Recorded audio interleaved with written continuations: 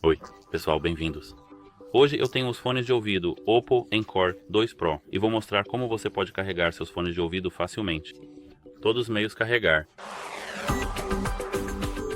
Então, a mais comum forma de carregar seus fones de ouvido é usando um cabo USB tipo C, que é conectado ao seu carregador. Como você pode ver, ele funciona. A segunda maneira é simplesmente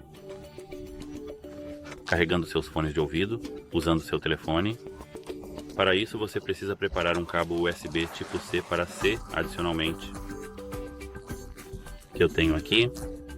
E a primeira parte você tem que conectar nos seus fones de ouvido.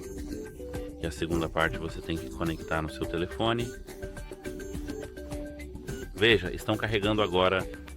É isso, espero que ajude. Tchau.